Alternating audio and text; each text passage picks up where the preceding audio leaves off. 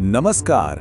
आज के इस विस्तृत विश्लेषण में हम एक ऐसे साम्राज्य की बात करने वाले हैं जो शायद हमारे और आपके जीवन के हर एक हिस्से में मौजूद है। आदित्य बिड़ला ग्रुप। मतलब जिस शहर में हम रहते हैं वहां के निर्माण में इस्तेमाल होने वाले सीमेंट से लेकर हमारे वार्डरोब में टंगे कपड़ों तक इनकी पहुंच हर जगह है। तो आइए बिना किसी देरी के इस विशाल कॉरपोरेट ढांचे की जटिलताओं को डिकोड करते हैं। चलिए शुरुआत सीधे इस एक बहुत ही अहम और बड़े आंकड़े से करते हैं। 112 बिलियन डॉलर, ये इनका 2025 का रेवेन्यू है। जरा सोचिए, 112 बिलियन डॉलर केवल एक नंबर नहीं है, बल्कि ये इस कॉर्पोरेट दिग्गज के विशाल आकार और दाव को समझने के लिए काफी है। सच कहूं तो ये दुनिया के कई देशों की जीडीपी से भी कहीं ज्यादा बड़ा है। आज के इस चर्चा में हम इस एम्पायर के बनने की पूरी कहानी को कवर करेंगे। एक वैश्विक दिग्गज के रूप में इसकी पहचान, कॉटन के व्यापार से लेकर इतने बड़े समूह तक का सफर, इसके तेजी से हुए विस्तार का दौर, इसके मुख्य बिजनेस पिलर्स और आखिर में समाज पर इसका क्या प्रभाव रहा है। भाग 1, एक वैश्विक कॉर्पोरेट दिग्गज। अब देखिए, ये समझना बहुत जरूरी है कि ये सिर्फ भारत की सफलता की कहानी नहीं है। सबसे दिलचस्प बात यह है कि भले ही इस ग्रुप का मुख्यालय पूरी मजबूती के साथ मुंबई में स्थित है, लेकिन असल में इनके रेवेन्यू का 50% से ज्यादा हिस्सा अंतर्राष्ट्रीय बाजारों से आता है। एशिया, यूरोप, अफ्रीका और अमेरिका के करीब 36 से 42 देशों में इनका बिजनेस फैला है। ये अपने आप में एक बहुत बड़ी ग्लोबल ताकत है। और अगर हम इनके ऑपरेशन के पैमाने की बात करें तो आंकड़े सच में हैरान करने वाले हैं। दुनिया भर में करीब 1,87,000 कर्मचारी, मतलब एक छोटे शहर की पूरी आबादी जितनी वर्कफोर्स इनके लिए काम कर रही है। 7 पब्लिक लिस्टेड कंपनियां हैं इनकी, और मार्च 2024 तक इनका combined market cap 100 billion dollar को भी पार कर गया था। भाग 2, कॉटन से लेकर समूह तक का सफर। इस साम्राज्य का पूरा विकास दरअसल एक परिवार की 169 साल लंबी गाथा है। अगर हम इस टाइमलाइन को देखें तो हर पीढ़ी ने एक बहुत बड़ी और अलग छलांग लगाई है। कहानी शुरू होती है 1857 में, जब शिव नारायण बिड़ला जी ने पिलानी में कॉटन ट्रेडिंग का काम शुरू किया था। फिर जीडी बिड़ला जी का दौर आया, जिन्होंने मैन्युफैक्चरिंग पर जोर दिया। उसके बाद 1969 में आदित्य विक्रम बिड़ला जी ने इस बिजनेस को थाईलैंड और बाकी देशों तक पहुंचाकर इसे ग्लोबलाइज किया, और अंततः 1995 में कुमार मंगलम बिड़ला जी ने कमान संभाली। यहाँ पर एक बहुत ही खास ऐतिहासिक बात भी है। जीडी बिड़ला, जिन्होंने इस मैन्युफैक्चरिंग बिजनेस की नींव रखी थी, उनके महात्मा गांधी के साथ काफी गहरे संबंध थे। तो ये देखना सच में बहुत आकर्षक है कि कैसे एक कॉर्पोरेट का इतिहास सीधे तौर पर भारत की राष्ट्रीय कहानी और हमारे स्वतंत्रता संग्राम के ताने बाने से जुड़ा हुआ है। भाग 3, विस्तार का युग और अधिग्रहण। अब बात करते हैं उस दौर की जब इन्होंने सच में अपनी रफ्तार बढ़ाई, यानी बड़े और आक्रामक अधिग्रहणों का दौर। इस सीक्वेंस को देखिए।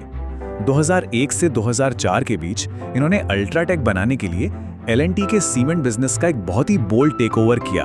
फिर 2007 में हिंडाल्को ने एल्युमिनियम बनाने वाली कंपनी नोवेलिस को 6.1 बिलियन डॉलर में खरीद लिया। और आगे चल के 2026 के लिए कंसोर्टियम के जरिए इन्होंने royal Challengers Bengaluru cricket team को भी 1.78 बिलियन डॉलर यानी करीब 16,600 करोड़ रुपए में अधिग्रहित करने का कदम उठाया। मतलब एकदम अलग अलग फील्ड्स में बड़ा दाव। और इनकी ये खरीदारी की होड़ यही नहीं रुकी। इन्होंने लगभग हर उस सेक्टर में कदम रखा जिसकी आप कल्पना कर सकते हैं। 2008 में आइडिया सेल्युलर ने स्पाइस कम्युनिकेशंस को 1.8 बिलियन डॉलर में खरीदा। 2011 में स्वीडिश पल्प कंपनी डोम्स जियो फैब्रिकर ली, और 2012 में पैंटलून्स जैसे जाने माने रिटेल ब्रांड को खरीद लिया।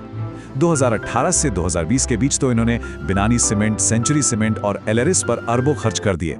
भाग 4, साम्राज्य के मुख्य स्तंभ। इतने सारे अधिग्रहणों के बाद आखिर आज इस विशाल साम्राज्य को कौन से पिलर संभाले हुए हैं? अगर हम इस टेबल पर नजर डालें तो तस्वीर एकदम साफ हो जाती है। हिंडाल्को और नोवेलिस मिलकर दुनिया की सबसे बड़ी एल्यूमिनियम रोलिंग कंपनी बनाते हैं। अल्ट्राटेक आज भारत का सबसे बड़ा सीमेंट उत्पादक है। टेलीकॉम में वोडाफोन आइडिया है, और फैशन में Aditya Birla fashion and retail है, जो कि पेंटालून से ही विकसित हुआ है। ये कंपनियां सिर्फ मार्केट में मौजूद नहीं हैं, बल्कि अपने अपने सेक्टर्स में पूरी तरह से दबदबा बनाए हुए हैं। लेकिन पता है सबसे दिलचस्प बात क्या है? इनकी वो B2B पहुंच जो अक्सर हमारी नजरों से छिप जाती है। उदाहरण के लिए बिरला कार्बन, ये टायरों और प्लास्टिक्स में इस्तेमाल होने वाला कार्बन ब्लैक बनाते हैं। आदित्य बिरला इंसुलेटर्स, जो हमारी पावर लाइनों में लगता है, उसमें ये भारत के सबसे बड़े और दुनिया के तीसरे सबसे बड़े निर्माता हैं। इसके अलावा केमिकल्स में और आदित्य बिरला कैपिटल के जरिए 3.6 ट्रिलियन रुपीस के एसेट मैनेजमेंट में भी इनकी पकड़ है। रिन्यूएबल एनर्जी में भी 2.3 गीगावाट की क्षमता चला रहे हैं। मतलब ये हमारी रोजमर्रा की जिंदगी में पीछे से पूरी तरह से घुले मिले हैं। और ये एम्पायर कभी स्थिर होकर नहीं बैठता। ग्रोथ को लगातार बनाए रखने के लिए ग्रासिम के जरिए 5,000 करोड़ रुपए के निवेश के साथ इन्होंने हाल ही में पेंट सेक्टर में एंट्री मारी है। साथ ही TMRUW नाम से एक अपना डायरेक्ट टू कंज्यूमर यानी D2C रिटेल प्लेटफॉर्म भी लॉन्च कर दिया है। भाग 5, विरासत और सामाजिक प्रभाव। अब कॉर्पोरेट बैलेंस शीट और प्रॉफिट से थोड़ा बाहर निकलते हैं और बात करते हैं इनके सामाजिक प्रभाव की। Aditya Birla centre for community initiatives and rural development, जिसकी अध्यक्षता राजश्री बिरला जी करती हैं, दरअसल इस विशाल समूह का एक परोपकारी इंजन है। ये अपने विशाल संसाधनों का एक बड़ा हिस्सा सीधे तौर पर ग्रामीण विकास, हेल्थ केयर और सामाजिक सुधार में लगाते हैं। जरा इस एक नंबर पर गौर कीजिए, 5 करोड़। आदित्य बिरला ग्रुप ने पोलियो के खिलाफ 5 करोड़ बच्चों का सफलतापूर्वक टीकाकरण किया है। ये पब्लिक हेल्थ के क्षेत्र में किसी भी कॉरपोरेट द्वारा किए गए सबसे बड़े और शानदार कामों में से एक का उत्कृष्ट उदाहरण है। इसके अलावा भी इनकी विरासत का पैमाना बहुत बड़ा है। भारत में 24 अस्पताल चलाना, 6,000 मेडिकल कैंप्स लगाना, 2020 में PM केयर्स फंड में 500 करोड़ रुपए का दान देना, ये साबित करता है कि ये अपने बुनियादी ढांचे का इस्तेमाल सिर्फ मुनाफे के लिए नहीं करते। एडेलगेव हुरून इंडिया फिलांथ्रोपी लिस्ट में कुमार मंगलम बिरला जी चौथे स्थान पर रहे हैं।